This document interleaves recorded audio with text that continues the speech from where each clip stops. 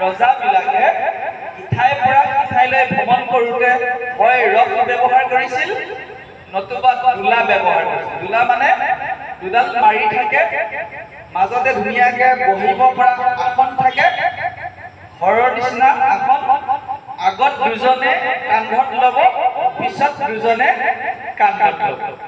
সেইজন আছিল সিন্ধুৰাজ ৰঘুগণ ৰজা। ৰঘুগণ ৰজাই শাসন কৰি কৰি দেখিলে এই পৃথিৱীত ভগৱানৰ নামৰ বাহিৰে একো নাই। মই ৰজা, কিন্তু হ'লেও ভগৱানৰ নাম মই কপিল প্ৰভুৰ পৰা লম। কপিল প্ৰভু যে দেৱহূতিৰ অংশে জন্ম হ'ল, এতিয়াও কপিল প্ৰভু আছে। যুগৰ মাধ্যমেৰে গংগা নদী আৰু সাগৰ সংগম স্থল সেই জাগাত আছে, মূল সংস্কৃত ভাগৱতত লিখা। আপোনালোকে যদি কেতিয়াবা গংগালৈ যায়, গংগাই য'ত সাগৰত মিলিত হৈছে, তাত বিশেষ এখন আশ্ৰমত কপিল প্ৰভু এতিয়াও আছে, ভাগৱতত স্পষ্ট দিয়া আছে। মহেন্দ্ৰ পৰ্বতলৈ গ'লে তাত পৰশুৰাম আজিও বিদ্যমান। জানো কেইজনমান ব্যক্তি সদায় বিদ্যমান থাকিব, কপিল প্ৰভু বিদ্যমান আছিল।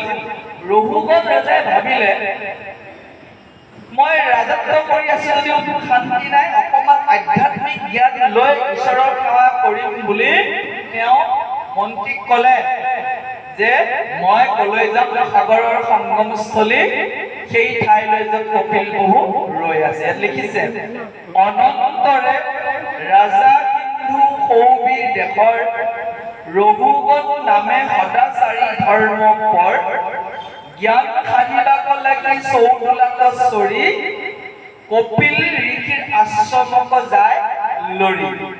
ৰঘুগণ ৰজাই আজি কলৈ যাত্ৰা কৰিছে? কপিল মুনিৰ আশ্ৰমলৈ। কিয়? আপোনালোকে যিদৰে ঘৰৰ পৰা ইয়ালৈ যাত্ৰা কৰিছে ৰাস মন্দিৰলৈ, কেন্দ্ৰীয় ভাগৱত চৰ্চা সমিতিৰ উদ্যোগত হোৱা অধ্যয়ন চক্ৰলৈ আহিছে, আজি ৰঘুগণ ৰজাই ক'ত যাত্ৰা কৰিছে? কপিল মুনিৰ আশ্ৰমলৈ। তেওঁৰ ৰাজধানীৰ পৰা, তেওঁৰ দেশ সিন্ধু সৌবী। তাৰ পৰা বাটত যাওঁতে এটা ঘটনা ঘটিছে। তেওঁ যাব দোলা ভাৰ কৰিবলৈ 4জন ব্যক্তিৰ দৰকাৰ। তেওঁৰ মন্ত্ৰী পাৰিষদ বিলাকে দোলা কঢ়িওৱা মানুহ বিচাৰিছে।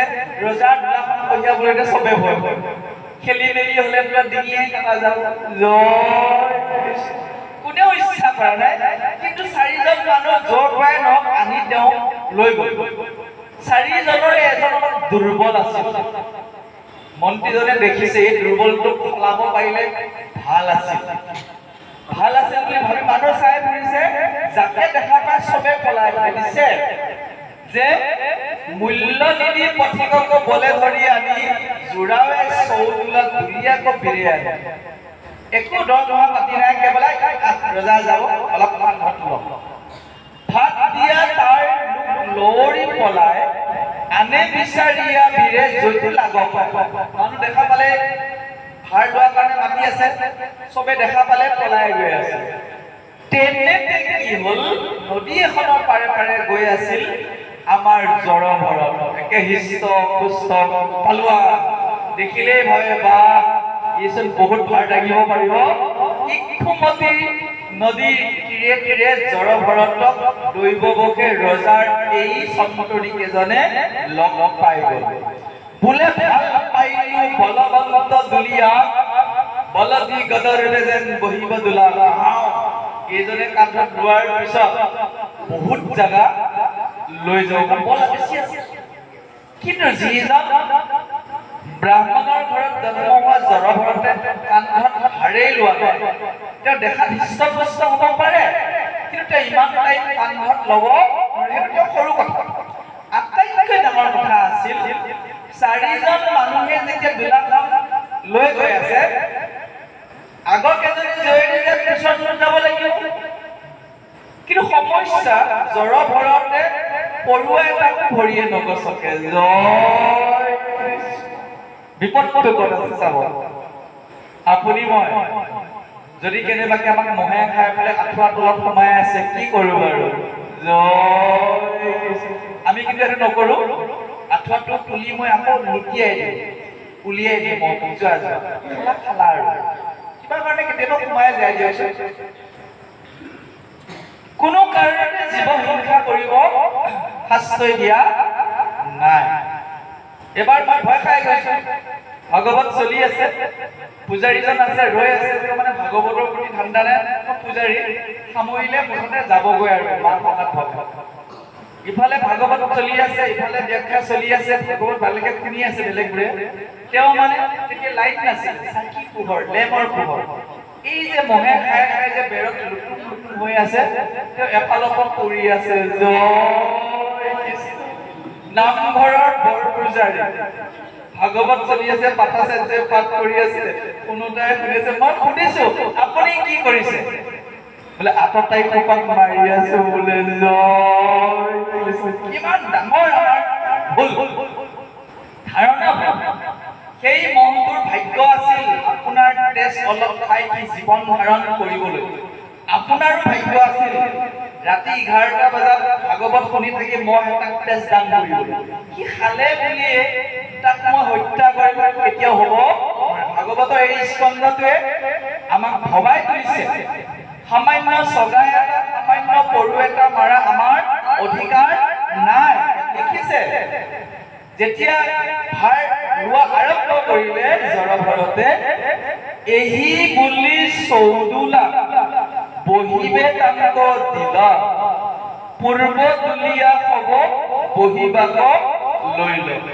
আগৰজনক দিয়া নাই, পিছত তেওঁক দিছে, কিন্তু সমস্যা হৈছে পথত নিহালি পলু পিম্পৰা চাহন্ত, দেখিলে দূৰক লাগি দেৱে দিয়া জান্ত। ক'ৰবাত পৰুৱা এটা দেখিছে, ভৰিখন বেগ মেলি দিছে, আগৰটো আগুৱাই গ'ল, এটা পিছুৱাই থাকিল, ৰজাৰ খেলি মেলি হৈ গৈছে। 4জন মানুহে ভাৰ দাঙাৰ পিছত এজনে যদি খেলি মেলি কৰে, 3জনৰো গণ্ডগোল লাগে। সাধাৰণ কথা। এতিয়া ওপৰত বহি থকা ৰজাৰ সমস্যা হৈছে, শান্তিৰে বহি যাব পাৰে। যেনেকে আপুনি গাড়ীত গৈ থাকিলে জৰা বাটত যাবচোন, আপুনি যদি ক'তো নধৰে, তেনেকে স্পীডত যদি গৈ থাকিলে সন্মুখত হালি যায় টাৰ্ণিং ৰোড। এতিয়া সমস্যা হৈছে ৰজাৰো, দোলাত বহি ধুনীয়াকে যাব লাগিছিল, কিন্তু তেওঁ দোলাখন দৌৰিব ধৰিছে, এই চিটিকি পৰু পৰু হৈছে। তাৰ কাৰণ আমাৰ জড়ভৰতৰ কি সমস্যা? ৰজাক দাঙোতে সমস্যা হোৱা নাই, সমস্যা হৈছে তেওঁ ভৰিখন দিয়াৰ জেগাত। কেতিয়াবা চাব পৰুৱাবোৰ লাইন হৈ থাকে, সেই লাইন হোৱা পৰুৱাবোৰ থাকিলে আমি তাক নষ্ট কৰি দিব আচলতে নালাগে। কিয় আমি জীৱ হত্যা কৰিব নালাগে? এটা জীৱ হত্যা কৰিলে তাক আমি জীয়াই দিয়াৰ আমাৰ শক্তিটো নাই। বুজিব পাৰিছেনে? যদি তাক জীৱন দান কৰাৰ শক্তি মোৰ নাই, তাৰ জীৱনটো লোৱাৰ মোৰ অধিকাৰ নাই। ভাগৱতে কৈ আছে যে আজিৰ পৰা পৰুৱা মাৰে নামাৰে আপোনালোকৰ কথা আৰু। জয়। ইমান ধুনীয়া বিৱৰণ। নাহি শাল বাম তান পথত বিচাৰ, কশ্যপ সদৃশ গতি মন আত্মাতা। ৰজাৰ যে দুলাই এখন ভাৰ লৈ আছে, এইটো কটাক্ষই কৰা নাই জড়ভৰতে। মনটো কেৱল হৃদয়ত থকা কৃষ্ণকে চিন্তা কৰি আছে। চাওক তেওঁৰ জীৱনৰ গতিধাৰা। এজন ৰজাই ইচ্ছা কৰিলে তেওঁক কাণ দণ্ড দিব পাৰে, ভূক্ষেপ নাই, তাৰ জীৱনটো এদিন যাবই লাগিব। তাৰ জীৱনৰ প্ৰতি মায়াটো নাইকিয়া হৈ আছে। যেতিয়াই ভগৱানৰ লগত সম্পৰ্কটো পোনপটীয়া হৈ যায়, তেতিয়া মায়া সংসাৰখনৰ প্ৰতি আগ্ৰহে নাথাকে। জয় কৃষ্ণ। আপোনালোকে ভাবক, ভাগৱতলৈ আহি থাকিলেচোন ল'ৰা ছোৱালীকে পাহৰি যাম না, কালিৰ পৰা নানাও সমস্যাই হ'ব। জয় কৃষ্ণ। আটাইতকৈ ডাঙৰ বন্ধনটো হৈছে আমাৰ মায়াৰ বন্ধন। সংসাৰখন, পৰিয়ালটো, দেশখন, গাঁওখন, ঠাইখন, বন্ধু বান্ধৱ, ইয়াৰ মায়াত পৰি আমি ভগৱানক পাহৰি থাকোঁ। সেইটোৱে আমাৰ জীৱনৰ ডাঙৰ ভুল। যিমানেই পাহৰি নাথাকো, এদিন কিন্তু কাল আহি আমাৰ সন্মুখত উপস্থিত হ'বই। আমাৰ পিছফালে বোলে কালে ৰৈ আছে, চান্স পালে সন্মুখত অহা মানে সি পিছফালে থকালৈকে আপুনি বাচি আছে, সন্মুখলৈ অহা মানে আপোনাৰ আয়ু পৰিসমাপ্তি। ই নাহা ব্যৱস্থা কৰিব এটা উপায়, যদি আপুনি ভগৱানৰ একান্ত ভক্ত সূত্ৰত আপুনি দেহটো পৰিৱৰ্তন কৰি বৈকুণ্ঠলৈ যাব, আপুনি জন্ম মৃত্যুৰ চক্ৰত নপৰে। এই কথাটো জড়ভৰতে হাড়ে হিমুলিয়ে জানিছিল, কাৰণ তিনিটা জন্মৰ কথা তেওঁ এই জীৱনতে মনত আছে। তেওঁ আছিল এই দেশৰ ৰজা ভৰত, যাৰ নাম অনুসৰি আমাৰ দেশ ভাৰত। কৰ্ম দুখত হৰিণ হৈ গ'ল, হৰিণৰ পৰা আকৌ ভাল কৰ্ম কৰি জড়ভৰত হৈছে, মানুহৰ জন্ম পাইছে। এইবাৰ তেওঁ যিকোনো প্ৰকাৰে সৰকিবই। ৰজা আছে ময়ো আছিলো ৰজা কহিয়ে আছে, কিন্তু ভূক্ষেপ তেওঁ নাই। পানী হিংসা দৰে কত থমকিয়াল থাকে, চৌদোলা সহিতে কত টানয় সবাত। কৰবাত পৰুৱা কেইটা মৰি যাব ৰৈ আছে, বাকীকেইটাই টানি আছে, সি যোৱা নাই যায়গে নেকি। কৰবাত দীঘলকে বেগ মেলি দিছে, বাকীকেইটাই যাব পৰা নাই, সি জোৰকে গৈছে, সেইকেইটা হাঁপুনি খাই পৰিব খুজিছে। একদম এটা বিষম পৰিস্থিতি। ইকাতি সিকাতি হৈ চৌদোলা সঘনে, থলৌ পলৌ ভূঞা ৰাজা বলিলা তেখনে। ৰজাই দুই এবাৰ ইমান গুৰুত্ব দিয়া নাই। যেতিয়া বাৰে বাৰে হৈ আছে, দোলাখন লৰি আছে, চিটিকি যাওঁ যাওঁ হৈ আছে, তেওঁ তেতিয়াই মাত লগাইছে, সোণৰে দুলীয়া খাব পৰম নিশ্চল, কেনেবা লংঘাই নাই কিবা বল। তোমালোকে বল শক্তিহীন হৈ গৈছা নেকি? দুৰ্বল মানুহে ভাৰ লওঁতে কষ্ট, তোমালোকৰ বল আছে নে নাই? বিষম কৰিয়াকে ন বহস বিমান, কহোৱা বেফুলা মই তাহাৰ কাৰণ। কি কাৰণে হৈছে কোৱা? বাকী তিনিটাই ভাবিছে সৰ্বনাশ, খং উঠি ৰজাই নামি আহিলেতো কাটিয়ে পেলাব, আৰু ৰজাই আদেশে দিব লাগে প্ৰাণদণ্ড দিবলৈ। এই তিনিটাৰ ভয়। তিনিটাই কৈছে যে হে মহাৰাজ, আমাৰ গাত একো দুখ নাই, আপুনি ওপৰত আছে, আমি একদম সাৱধানে আহিছো। এই মস্ত এইডাল যে আহিছে এই মাত্ৰ, ই গণ্ডগোলটো কৰি আছে, সি কটাক্ষৰ নকৰে।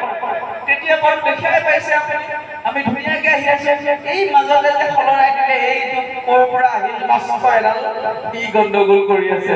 কোনোবা সময়ত ঠেলে, কোনোবা সময়ত টানে, কি কৰি আমাৰ গাত দুখ নাই বুলি কৈছে।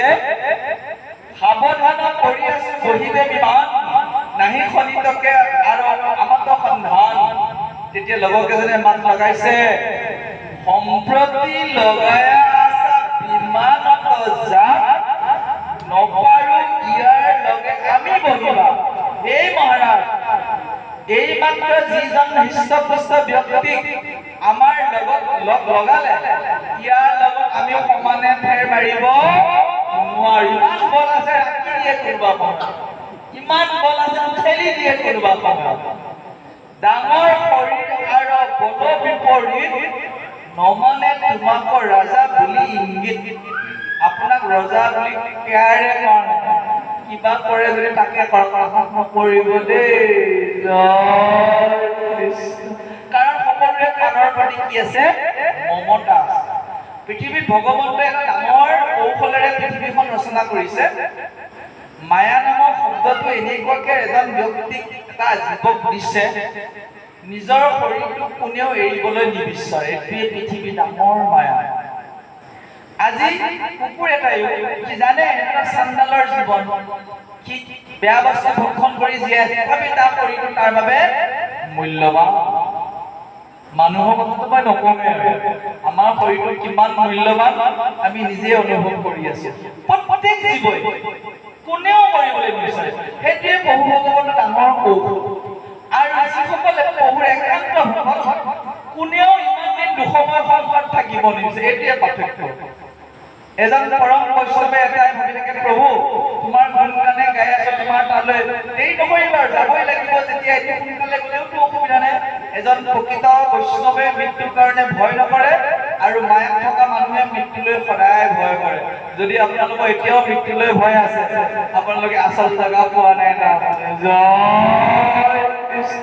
পৰীক্ষিতে প্ৰথম 6 দিনত 7 দিনত জীয়াই আছিল। তেওঁ প্ৰথম যেতিয়া অভিশাপ পায়, তেওঁ চিঞৰিছে, মই মৰিলো মৰিলো, কেইদিনমানৰ পিছতে মই মৰি যাম, কান্দি আছে, দুখ কৰিছে।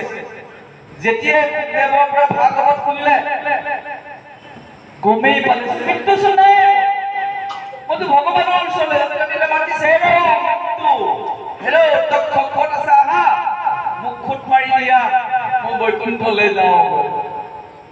প্ৰথমে ভাবিছিল মৰিলো মৰিলো, ভাগৱত শুনি কৈছে তৰিলো তৰিলো, জয় কৃষ্ণ। আমি যদি ভাগৱতখন ভালকে চাওঁ আমিও ক'ব পাৰিম হাৰিলো হাৰিলো। কিহৰ ভয় আছে? কেৱল ভাগৱতখনক নিজৰ আত্মাক লগ পাই ভগৱানৰ লগত সংযোগ কৰিবলৈ যত্ন কৰক। এই পৃথিৱীত জীয়াই থকা আনন্দই বেলেগ। ভগৱানৰ লগত সম্বন্ধ হোৱাৰ পিছত ভাগৱত শ্ৰৱণ, ভকতৰ সংগ আৰু কৃষ্ণ নাম লৈ থকাৰ যিটো আনন্দ, এই আনন্দৰ সমান পৃথিৱীত একো আনন্দই নাই। মৃত্যুলৈ ভয় নাই, ভগৱানক আপুনি সদায় দেখাই পাই ভগৱানৰ অনুভৱ কৰিয়ে থাকে, ভগৱানৰে গুণানুকীৰ্তন কৰে। সৰ্বশ্ৰেষ্ঠ মানৱ শৰীৰত এইটো আটাইতকৈ পৰম শান্তি। সেইকাৰণে ভক্তি প্ৰত্যেক ধৰ্মতে সৰ্বোচ্চ স্তৰত আছে।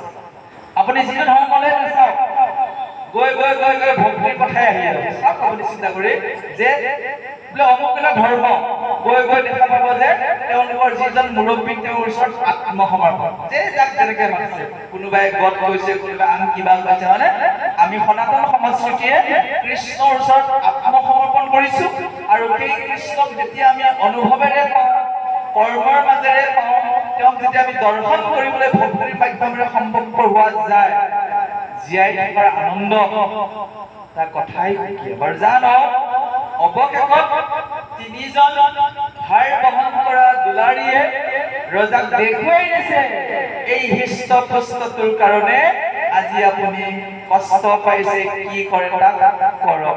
তেতিয়া যি কথোপকথন চলিছিল আৰু যি আধ্যাত্মিক জ্ঞানৰ কথোপকথন চলিছিল জড়ভাৰতৰ লগত, এই খণ্ডটো অতি মূল্যৱান।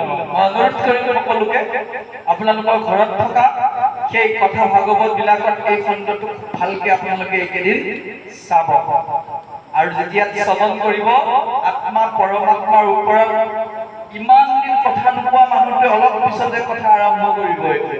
কোনে মুখ খুলিব? জড়ভাৰতে। আজি খোলে নে নুখোলে নাজানো, কিমান দূৰ আগবাঢ়ে আমি চাম বাৰু। এই যে বহুদিন বিৰতিৰ পিছত তেওঁ মুখৰ পৰা যে মাত ওলাইছিল, সেয়া সম্পূৰ্ণ বৈষ্ণৱ পন্থাৰ ব্যক্তিৰ কথা। আৰু সেই আধ্যাত্মিক জ্ঞানবোৰে ৰজা ৰঘুগণক পৰিৱৰ্তন